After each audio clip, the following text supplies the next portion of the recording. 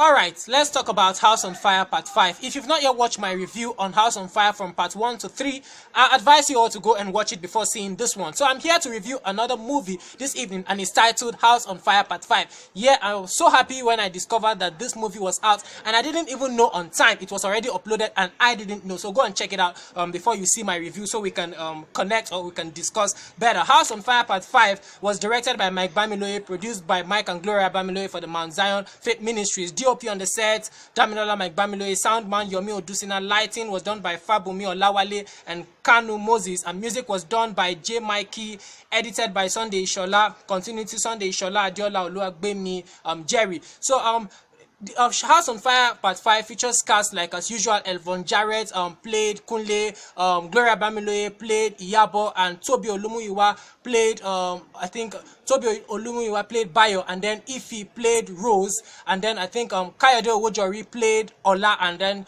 Elvon and then his wife was Ola's wife, so to say. So before I finally rate this movie, let me just be giving you a brief summary of the storyline. From Part 1, if you've been following, you discover that it's a story about a family, a struggling family that are trying their best to adapt to a newfound faith.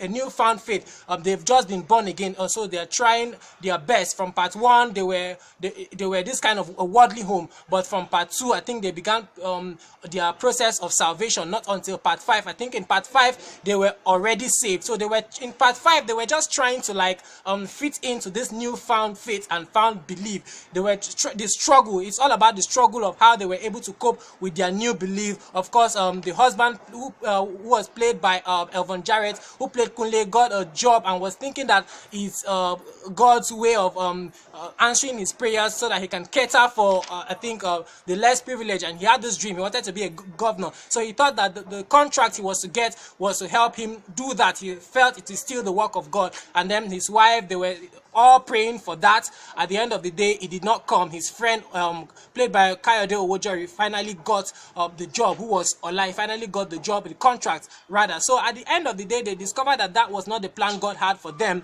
and then they had to fit into the new plan God had for them. He joined the son in his evangelical team in church, and they started evangelizing. Basically, I won't be going too far. It's just a kind of the family right now trying to adapt to their new belief of in Christ. Yeah, so the struggle they face. Straight up to the things I love and things I did not like about House on Fire Part 5. I love the sound, I love the editing, I love the soundtrack, music by J. Mikey. It's a great one. I love the costuming, I love the makeup, I love the sets and props. Set design and props. I love the camera angles. Cinematography was okay. I think establishing shots were also okay. So these were the things I love. Yeah, so sorry for the break in transmission. Yeah, I'm back. So straight up to the things I did not like about House on Fire Part 5, the acting.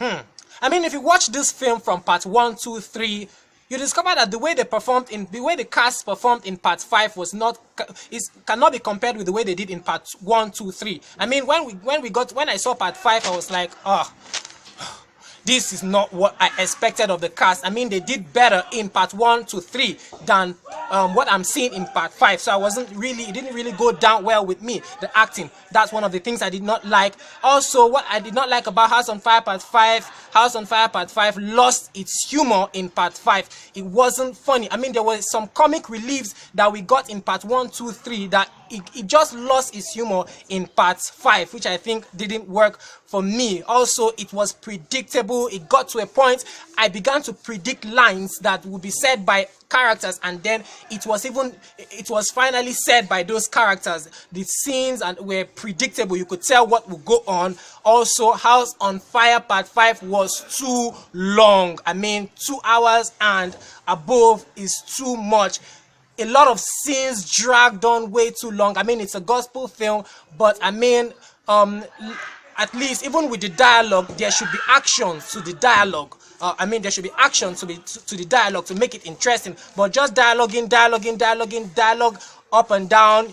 I didn't really enjoy that. Also, horror sounds were being used in scenes that had no tension, which I think didn't work for me. Also, too much lines. I've said that before. Also, the story and the lesson became not as sound as Part 1 to 3. Also, another thing I did not like about House on Fire Part 5 was that Kayode Owojori getting that contract. I think another person, a neutral person, should have got that contract instead of the friend who converted him to get the contract. They should have used a neutral person to explain that. Also, some vocabulary, some words were too advanced for new converts. You discover that Iyabo and Kunle and their children were speaking some kind of vocabularies or words that were highly biblical, that were not supposed to be used by people who are just new converts. Ladies and gentlemen, those were the only things I did not like about House on Fire Part 5. I still think it's a great one, and I think you all need to go and check it out. It's on Evangelist Seun Jonathan's